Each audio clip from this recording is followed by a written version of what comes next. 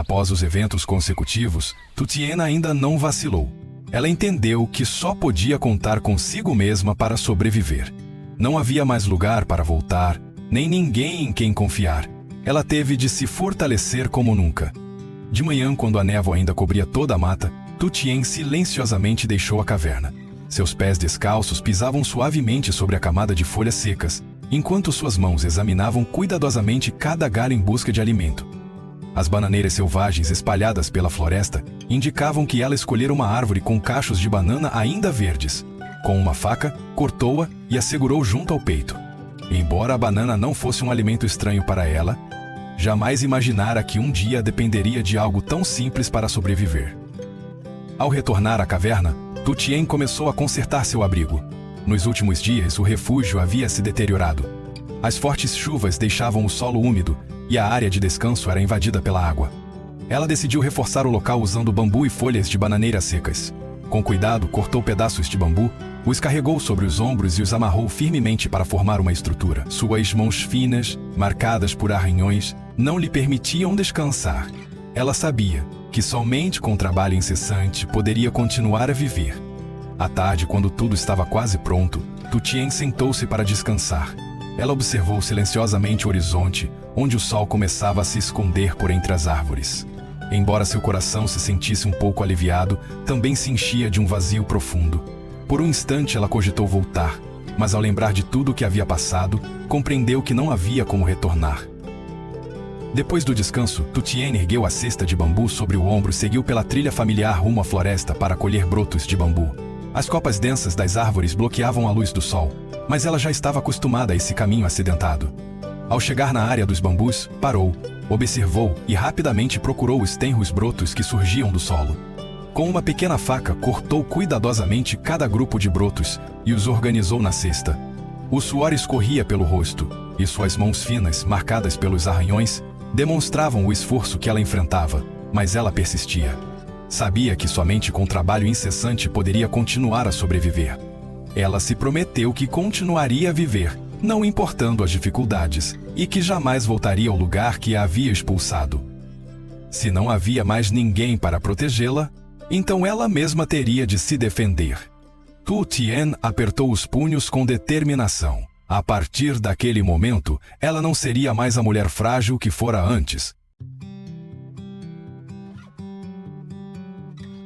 De volta à cabana sob a caverna, Tutian ficou em silêncio ao saber que o Sr. Tan, quem a havia ajudado, fora brutalmente agredido pelo grupo de bandidos de Shen.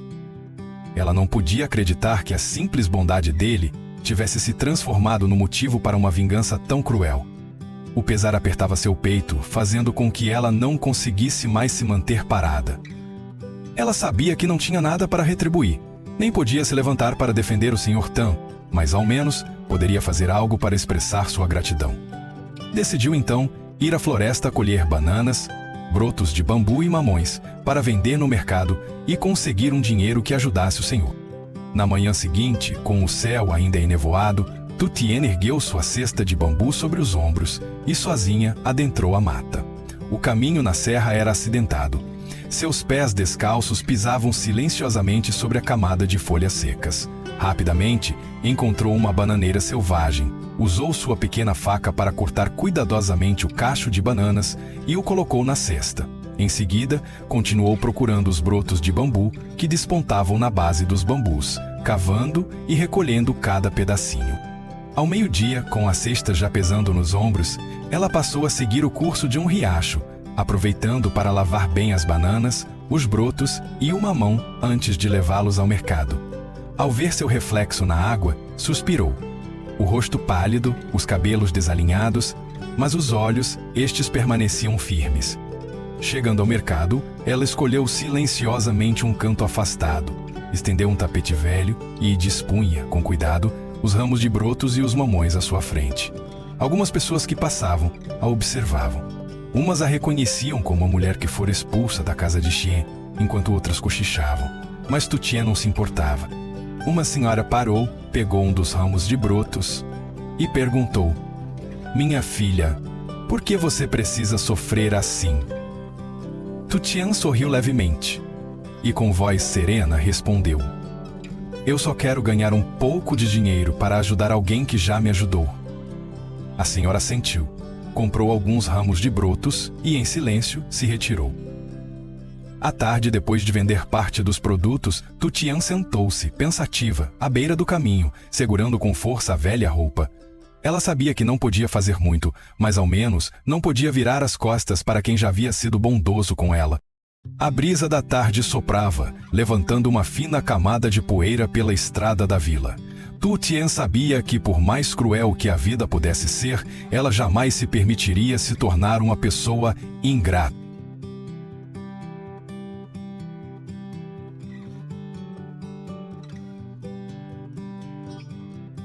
Depois de vender todos os vegetais que reuniu, Tu Tien contou cuidadosamente o pouco dinheiro que tinha em mãos. Ela sabia que aquela quantia não era grande, mas pelo menos serviria para comprar um pequeno presente para visitar o Sr. Tan. Em seu coração, ainda fervia a dor pelo que havia acontecido. Ela não conseguia se acalmar ao saber que ele fora agredido apenas por ter ajudado ela. Ela parou em uma mercearia à beira da rua, escolheu alguns pacotes de biscoitos, um pouco de fruta e cuidadosamente os arrumou em uma sacola pequena. Embora soubesse que aquelas coisas jamais poderiam compensar o que o Sr. Tan havia sofrido, ao menos ela queria demonstrar sua gratidão. No caminho para a unidade de saúde, ela andava devagar. Ao chegar na porta, viu alguns vizinhos conversando. Coitado do Sr. Tan, não sei como alguém pode ter tanta crueldade a ponto de agredir um idoso assim. Ouvi dizer que foi porque ele ajudou alguém e acabou sendo prejudicado. Essas palavras fizeram o coração de Tu Tien apertar ainda mais. Se não fosse por ela, talvez o Sr. Tan não tivesse passado por tamanha situação. Ela entrou no hospital e viu o Sr. Tan deitado na cama, com semblante pálido. Assim que a viu, seus olhos demonstraram surpresa. Mas antes que Tu Tien pudesse dizer algo, uma mulher, possivelmente a esposa dele, se aproximou com voz carregada de raiva. Como é que você ainda tem coragem de vir aqui? Tu Tien baixou a cabeça, com a voz trêmula. Eu só queria visitar o Sr. Tan. Visitar? Se não fosse por você, ele não estaria sofrendo tanto. Você tem ideia de que ele quase perdeu a vida? Tu Tien ficou sem palavras.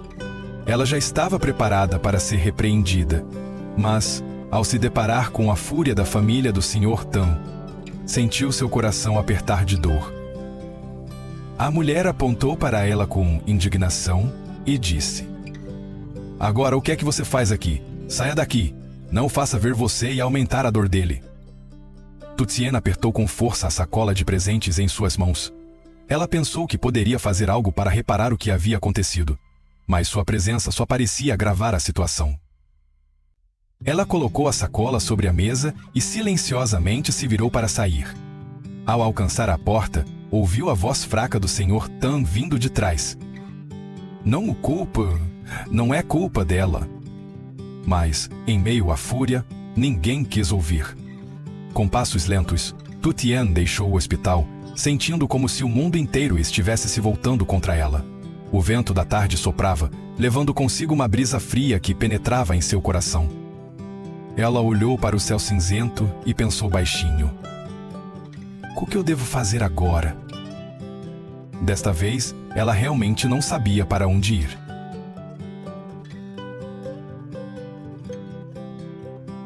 Antoine, CEO de uma grande obra, estava sentado em seu escritório, concentrado na revisão dos arquivos do projeto. Lá fora, a luz do sol penetrava pela moldura de vidro, refletindo na elegante mobília e criando um ambiente de grande solenidade. Sobre a mesa repousavam diversos projetos, contratos de aquisição de terrenos com risco de deslizamento e outros documentos importantes relacionados à obra em andamento. O telefone tocou, interrompendo o silêncio do ambiente. Do outro lado da linha, um dos engenheiros-chefes da obra falou: Antoine, o trecho que acabamos de concluir já está pronto para inspeção. Você pode ir para a obra agora? Sem hesitar, ele assentiu, organizou rapidamente os documentos, pegou o plano e saiu do escritório. Ao mesmo tempo, a secretária Huang recebeu a notificação e se preparou para acompanhar Antoine à obra, prestando o suporte necessário durante a inspeção. Quando o veículo de Antoine chegou ao local, a equipe de engenheiros e operários já se encontrava reunida ao longo da estrada recém-reformada. As áreas de deslizamento que antes apresentavam riscos haviam sido consolidadas com concreto resistente, e os dois lados da via agora contavam com um sistema de drenagem adequado para prevenir a erosão. Ele desceu do carro, colocou o capacete e dirigiu-se até os engenheiros reunidos. Um deles entregou a ele os documentos relativos ao andamento da obra, relatando a segurança e a qualidade da pista. A obra foi concluída dentro do prazo. Já verificamos a compactação da via e a eficiência do sistema de drenagem. No entanto, para garantir a segurança a longo prazo, será necessário adicionar uma camada de reforço nas áreas mais suscetíveis à erosão, explicou o engenheiro. Antoine assentiu enquanto folheava os projetos para conferir cada detalhe das especificações. Wang, ao seu lado, anotava rapidamente as solicitações de ajustes que deveriam ser realizados. Após inspecionar a pista pessoalmente, Antoine percorreu a obra, conversando com os operários sobre o processo de execução e ouvindo atentamente as sugestões da equipe técnica. Vocês estão fazendo um excelente trabalho. Apenas precisamos completar os detalhes que faltam e poderemos entregar a obra antes do previsto, afirmou com firmeza. Ao observar a nova estrada concluída, Antoine sentiu uma profunda satisfação. Esse projeto não apenas contribuiu para a melhoria da infraestrutura, mas também proporcionou segurança e comodidade aos moradores da região. Ele compreendia que cada obra realizada não era somente uma construção, mas também uma contribuição valiosa para a comunidade e para o desenvolvimento sustentável.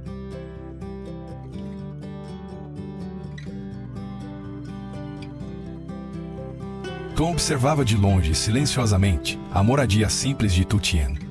A pequena caverna, modesta e com alguns móveis antigos, fazia seu coração se apertar. Uma mulher que um dia teve um lar, agora vive sozinha em meio à natureza implacável, cuidando de cada refeição e de cada noite de sono por conta própria. Mesmo tendo se encontrado com ela apenas algumas vezes, a força e a resiliência de Tu Tien o impressionavam. Subindo devagar os degraus de pedra, ele se aproximou e olhou para dentro da caverna. Não encontrou Tu Tien, talvez ela estivesse fora trabalhando. Abaixou-se e colocou um envelope com dinheiro na velha cesta de bambu. Ele não queria que ela soubesse quem havia deixado aquele dinheiro, apenas esperava que ajudasse a amenizar suas dificuldades. Após sua partida, Tu Tien retornou. Assim que entrou, parou surpresa ao ver o envelope na cesta. Pegou-o, abriu-o e, com os olhos revelando surpresa, encontrou uma quantia considerável de dinheiro cuidadosamente guardada. Sentou-se e ficou pensando por um bom tempo. Quem teria deixado aquele dinheiro ali? Quem estaria ajudando-a em silêncio? Mas independentemente de quem fosse, ela não podia aceitar. Desde que deixou a casa do marido, havia prometido a si mesma que nunca dependeria de ninguém, não importando o quão difíceis fossem as circunstâncias. Sem pensar mais, ela saiu correndo. De longe, avistou uma picape percorrendo a estrada recém-construída. Sem hesitar, correu atrás, tentando chamá-la, mas o veículo continuou a passar. Ela corria cada vez mais rápido, ofegante, com os pés descalços pisando na terra e nas pedras, sem sentir dor, mas, por mais que se esforçasse, não conseguia alcançá-la. Finalmente, quando o veículo desapareceu de vista, ela teve que parar, com os olhos cheios de desânimo. Apertou o envelope em suas mãos e, silenciosamente, voltou para trás. Sentada ao lado da lareira na caverna, ela voltou a olhar fixamente para o dinheiro. Poderia ficar com ele, usá-lo para comprar comida, roupas, mas não podia fazer isso. Guardou o envelope na cesta, suspirou e se levantou. Não podia deixar que aqueles pensamentos a paralisassem. Depois disso, ela saiu para o quintal, ajudando o agricultor a colher verduras e batatas. Suas mãos ágeis recolhiam as folhas, enquanto seus olhos permaneciam fixos na tarefa. Por mais cruel que a vida fosse, ela escolheu trabalhar para sobreviver, recusando aceitar a pena ou a compaixão alheia.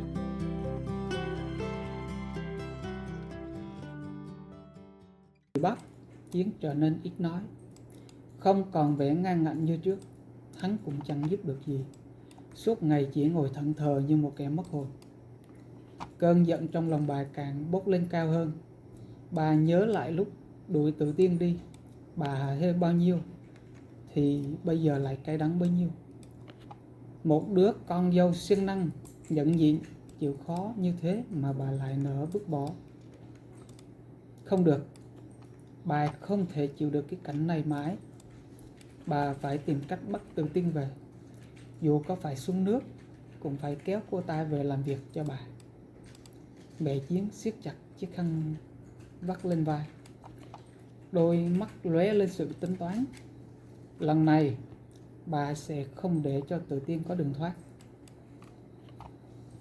Chiến đứng trước cửa hang, ánh mắt nặng trĩu khi nhìn thấy Tự Tiên ngồi thu mình trong góc.